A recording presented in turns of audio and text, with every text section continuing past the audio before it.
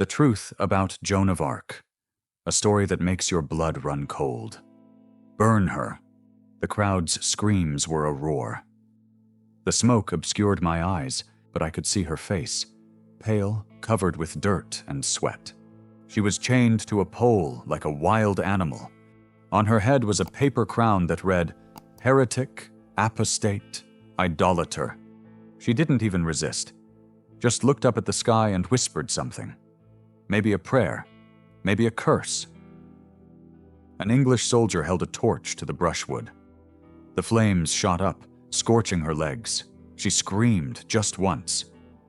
Then she clenched her teeth. I stood in the crowd and felt my legs give out. It's a girl. She's only 19, but no one stopped the executioners. I first saw her in Chinon, 1429. France was dying. The English had overrun half the country. The Dauphin Charles was hiding like a hunted animal. And here was a peasant girl, skinny, in shabby men's clothes, her hair cut short. She spoke clearly, without fear. "God has sent me to crown Charles and drive out the English."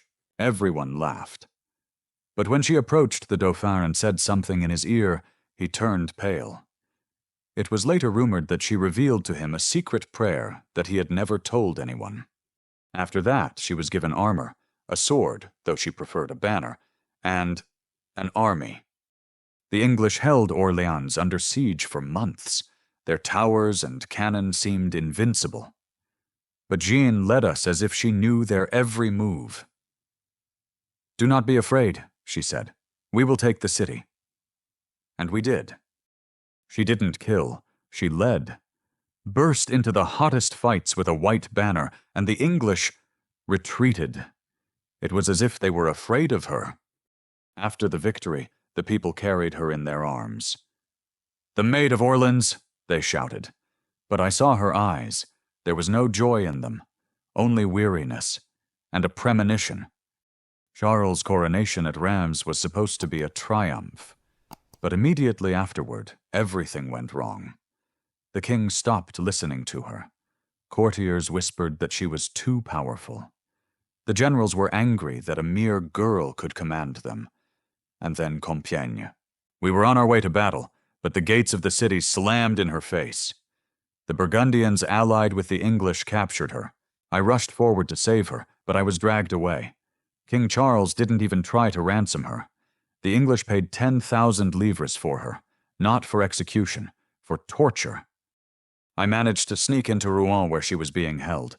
She was in an iron cage like an animal, her legs shackled. The English guards laughed, poked her with sticks, touched her. The judges, French priests, shouted, "Confess that the voices are of the devil." She wouldn't give in. Then she was tricked. They promised to transfer her to a church prison if she wore a woman's dress. She agreed. And then they took away the dress and left her naked. She broke down. Signed a confession, but the next day she recanted it. It was her death sentence. May 30th, 1431. She was led to the square dressed in sackcloth. She asked for a cross. Some English soldier crossed 2 sticks and held it out to her. The fire engulfed her quickly. She cried out only once, "Jesus." 25 minutes later, it was over. The ashes were thrown into the Seine, so that not even a memory would remain. The English thought they'd burn it and France would surrender. But the opposite happened. 22 years later, the French recaptured Rouen, and 500 years later, the church named her a saint. But what does it matter? They killed the girl, and she saved the country. Joan of Arc was burned, but they couldn't kill her name. Because the truth is like fire. You can try to trample it down, but sooner or later it will come out.